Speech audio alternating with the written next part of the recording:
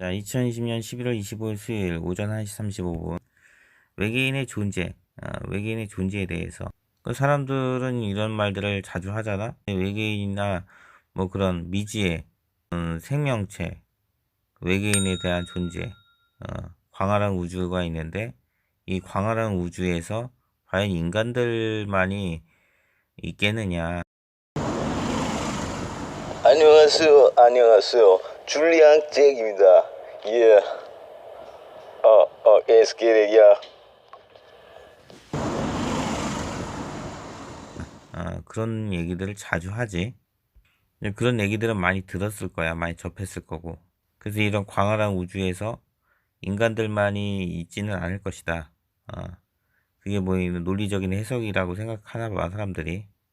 나는 그거에 대해서는, 나도 처음에는 그런 생각을 했지.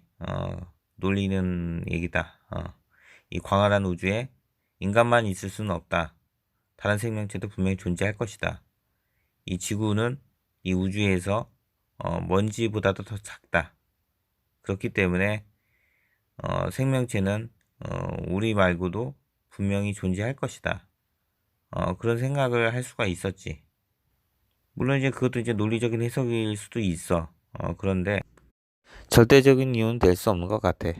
살다 보니까 그런 생각이 조금은 오류가 있겠구나 라는 생각을 하게 됐어. 그게 왜 그러냐면은 이게 어떻게 보면은 이게 맞는 얘기일 수 있어, 그게. 그런데 우리가 이렇게 생각해 보면 어떨까? 본인 이름이 어떤 이름을 갖고 있는지는 다 알 거 아니야, 그지? 나라는 존재. 이 지구에서는 한 사람밖에 없어. 나라는 또 다른 존재가 지구상에서 또 있을까? 한번 생각해 봐. 나 외에 다른, 나하고 똑같은 사람이 있을 수가 있겠어? 지구 안에서 나라는 존재는 오직 한 명이야. 둘이 아니라고. 한 명일 거라고. 엄청 많을 거라고. 엄청 많은 이 지구상의 인간들이 있는데, 이 엄청 많은 이 지구상의 인간들 중에서 과연 나라는 존재는 몇 명이 있을까? 한 명이야. 나밖에 없어. 나와 같은 또 다른 나가 있을 수가 없는 거야. 지구상에서는 나라는 존재는 딱 한 명이야.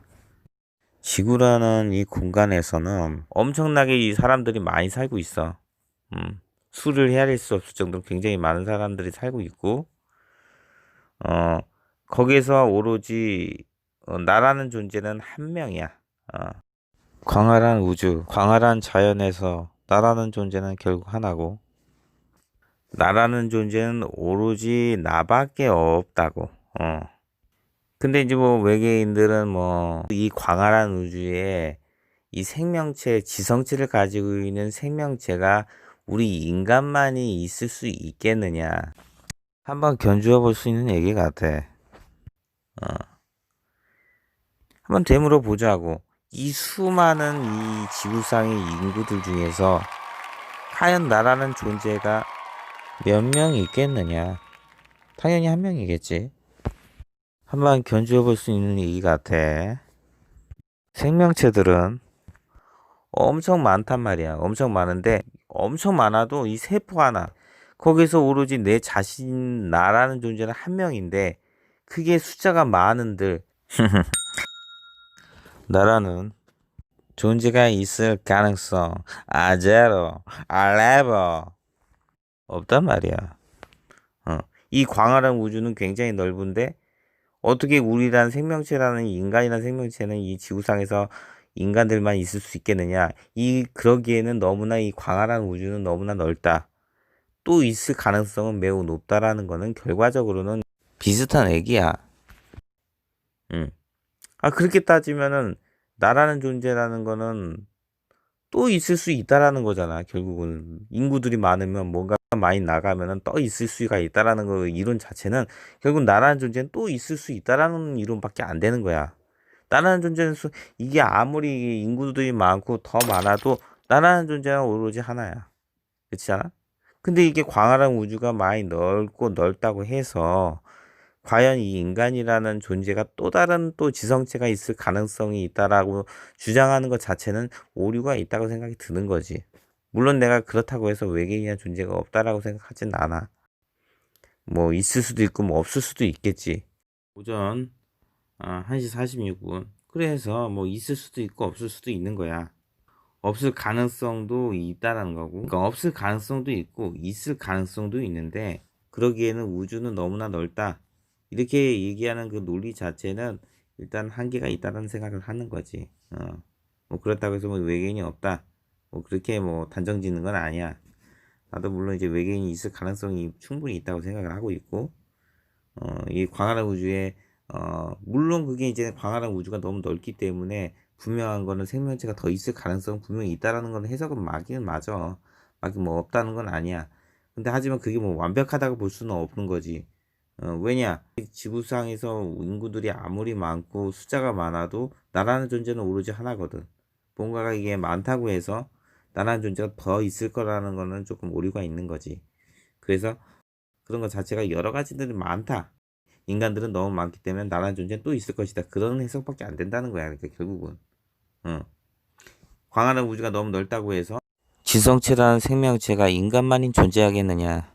정말 그럴 수도 있는 거야. 아무리 그 우주가 굉장히 넓다고 해도 이게 여기서 사는 사람이 생명체는 오로지 인간만 있을 수도 있는 거라고. 그런 것이 존재할 가능성이 있는 거지. 그런 존재의 가능성이 있는 건데 일단 우리는 생명체로 태어났어. 생명체로 태어났는데 이 지구상에서 오로지 이제 인간만이 생명체, 지성체를 가지고 있는 생명체가 있다라면은 오히려 그런 생각을 안 하는 게 더 웃긴 걸 거야. 그런 생각을 충분히 할 수 있는 거지.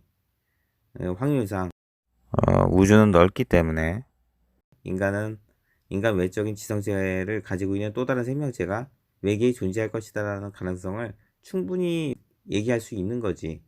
우리가 인간이라면, 지성체라면.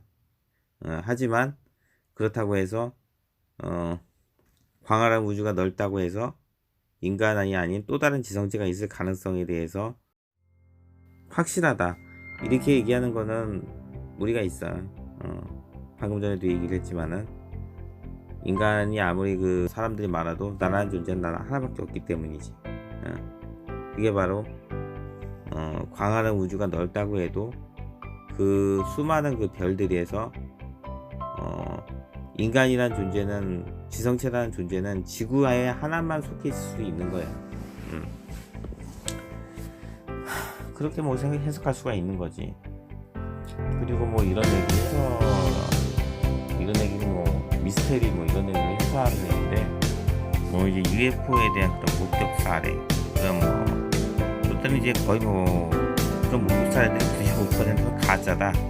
이런 얘기들을 하고 있지. 이런 얘기들을 하고 있냐면 그 언론에서 뭐 95%는 가짜다. 이런 얘기가 있어. 외계인이나 UFO에 대한 관련 증거 95%는 가짜. 에스겔이 맞을게.